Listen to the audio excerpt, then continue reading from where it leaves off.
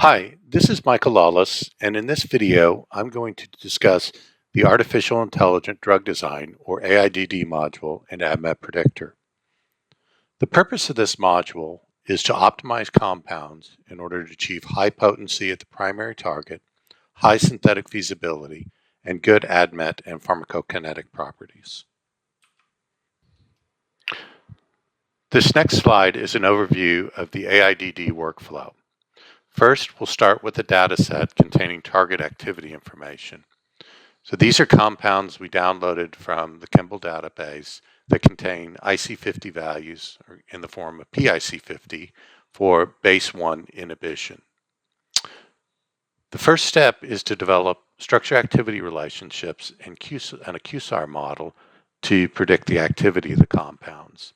This can be achieved with some of the other tools in ADMET Predictor, such as class generation, and R group analyzer, which will help you probe the SAR information in order to determine what is responsible for the activity. And we can use this within the AIDD module to restrict the chemistry space so that it's pertinent to base 1 inhibitors. I've also developed an artificial neural network ensemble model using the ADMET modeler module within ADMET Predictor to develop a model that predicts PIC50 values. Next, we need to introduce a seed molecule as the starting point for the AIDD run. So here's a simple molecule from the data set we'll use as a starting seed molecule.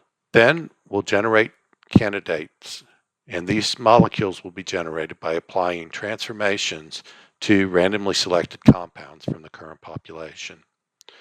We also have a scaffold query, which is a required substructure for all the molecules. So once it generates a molecule, it looks at the scaffold query to make sure it meets that requirement. If not, it removes that molecule and selects another one. We also have a drug-like filter that will remove non-drug-like compounds such as acetals, Michael acceptors, etc. And this can be modified by the user to remove compounds that are undesirable. Next, we'll take those candidate compounds and we'll predict target activity using the QSAR model. You can also use external programs, for example, docking into an active site, to score the molecules. Within ADMET Predictor, we have a synthetic feasibility prediction. We can include ADMET properties such as ADMET risk and pharmacokinetic properties such as oral bioavailability.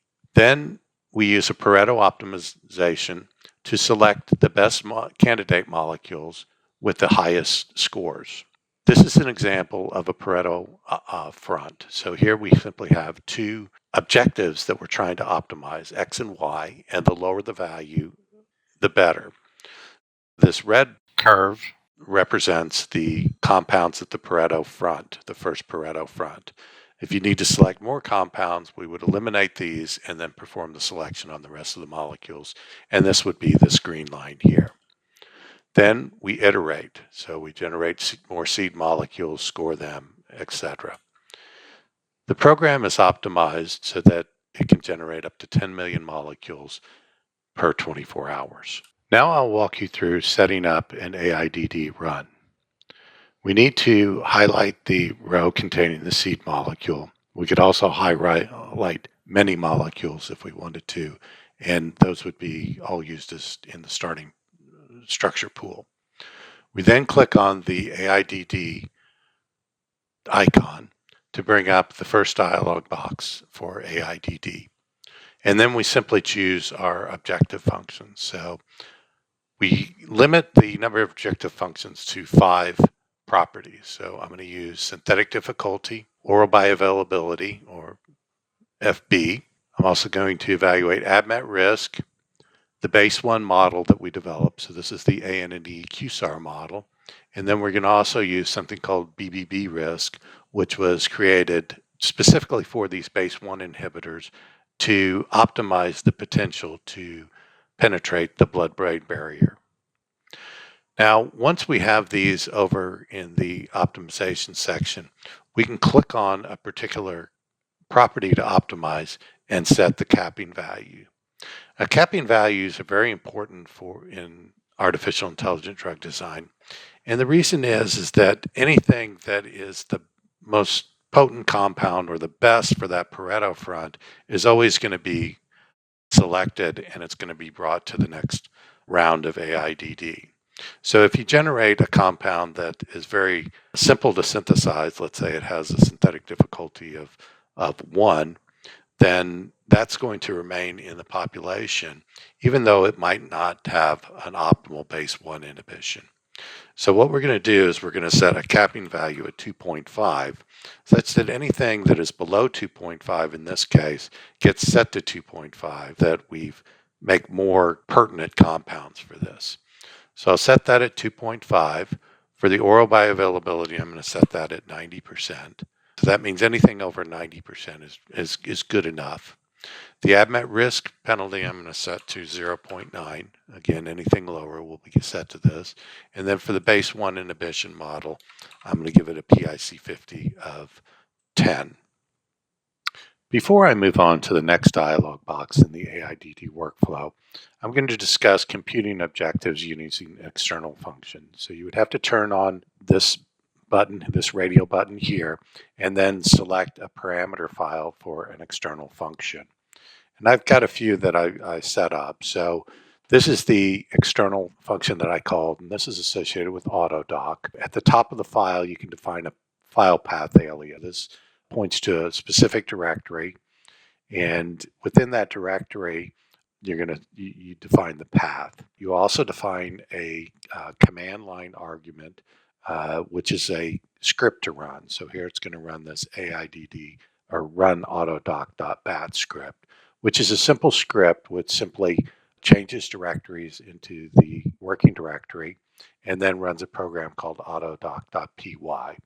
This is a script I wrote to evaluate the compounds in an active site, so document an active site.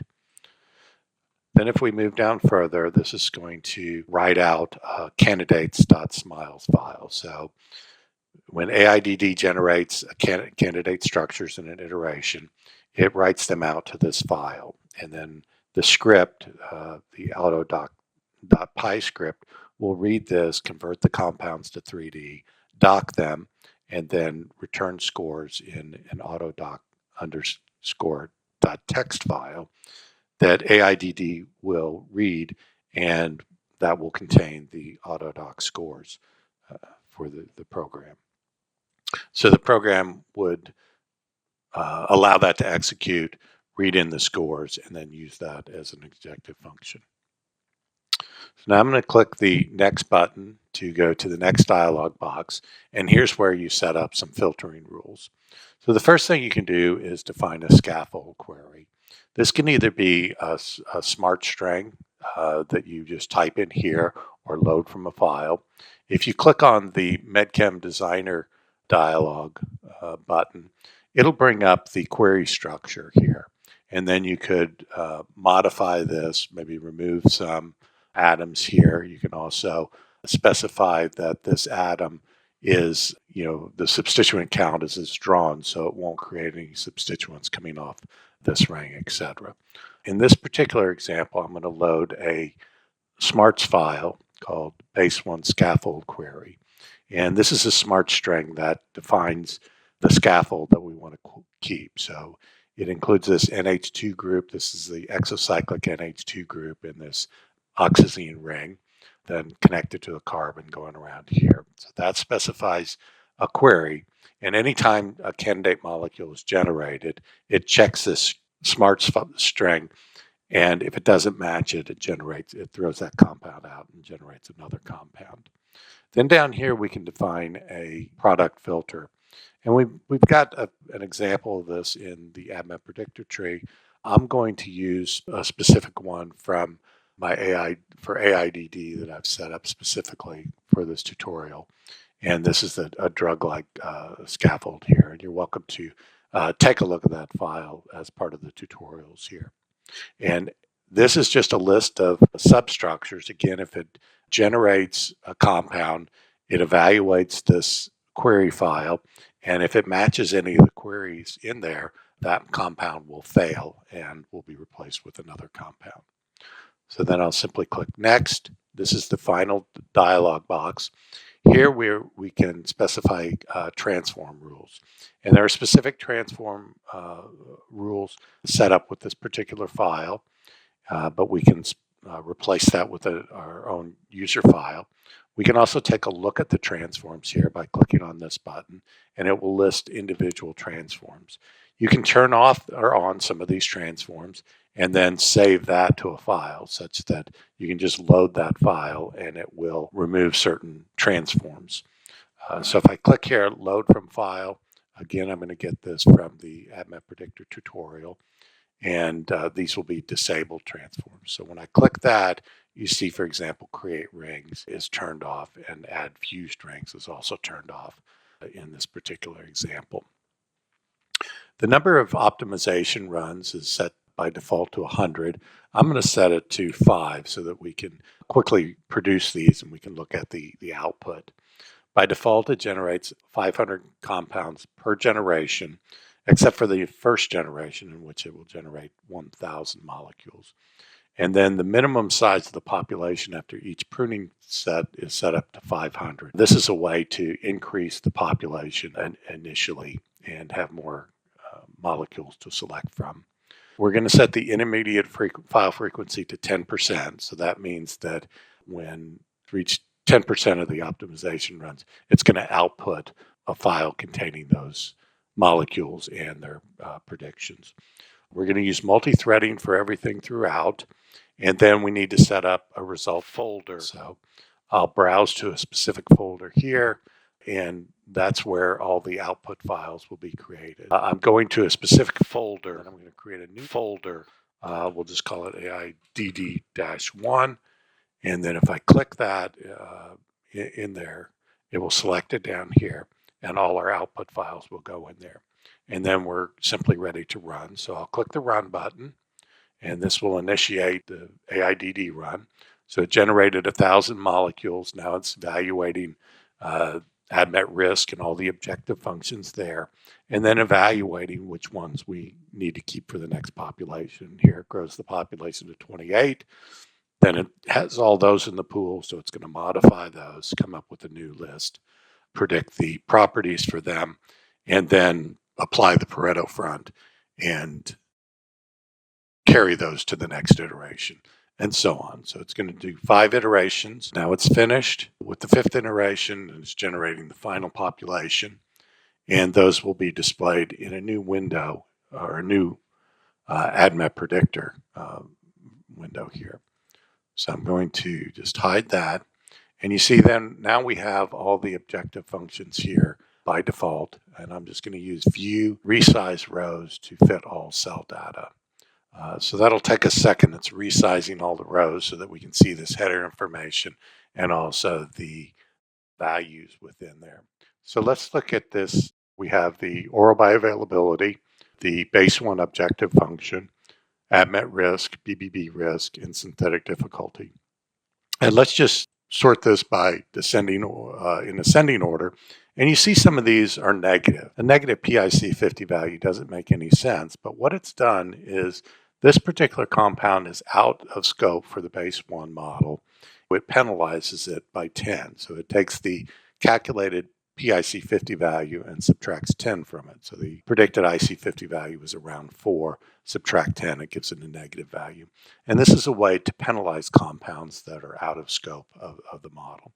If we sort in the other way, we see that the highest scoring molecule has a score of 9.3. So this would be a sub-nanomolar predicted compound here. Now let's just reset that to the original values. And let's look at the spreadsheet controls here. When it creates this file, it automatically sets up the filtering here. And this allows you to filter out compounds based on their property. The oral bioavailability ranges from about 5% to 90%. So we want to throw out compounds, let's say, that are below 75% oral bioavailability. And then when we hit the tab, this has filtered those compounds out. It's filtered out 20 compounds or hidden those 20 compounds here. Now for the base 1 model, let's set that to, let's say, 8.1. And again, it filtered out a few more compounds, this time about 230. For ADMET risk, the lower the value, the better. And you see we've hit the capping value of 0.9 for a lot of these. So let's go with the value of 1 here. And that filters it out to about 17 molecules remaining. So maybe we can go a little bit higher. If we go to 2, now we have 95 compounds left. And then for the BBB risk, let's set that to 1. And now we have 73 compounds, which we could select for further optimization. Here you might want to go through this list with your chemist and see which ones they think they can synthesize. Then you would synthesize these and then improve your QSAR model. So you get the PIC50 values from that, change your IC50, change the model, and then do another run of artificial intelligent drug design. You also may want to modify the drug-like filter to throw out any compounds that are generated that just seem undrug-like. Maybe they're unsynthesizable.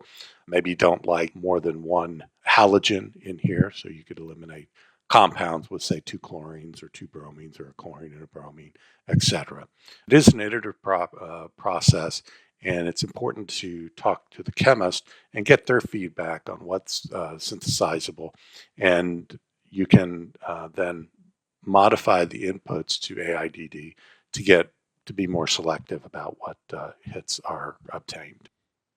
Before we finish this video, I'd just like to discuss some of the output files that are placed in the folder.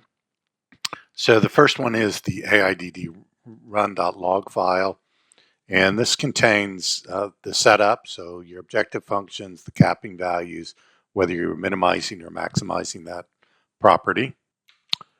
It also lists your out-of-scope penalties, so the standard model is 10. This was applied to the base 1 IC50 model for out-of-scope predictions, pH dependent, etc. It also lists your scaffold query, then the file for the query file. So this is the drug-like properties folder here, or file, the transforms that were used, the generations, and then each number of molecules per generation, and then the number of new molecules added to the pool. There's also files here for intermediate results. So let's take a look at one of those briefly. So this is on the final iteration. It's going to contain the SMILES, the ID, what generation that particular molecule was created in, the number of reactions to get to that, all of the objective functions for each one of this, and then the reactions here. So this is a list of the transforms that were applied to create this molecule. And those transforms are listed in this molecular transforms file so that you can go back and kind of figure out what transforms were used to create that particular molecule, and they're listed in here. Thanks for watching, and if you have any questions, please send me an email at mlawless@simulations-plus.com. Take care, and I'll see you next time. Bye-bye.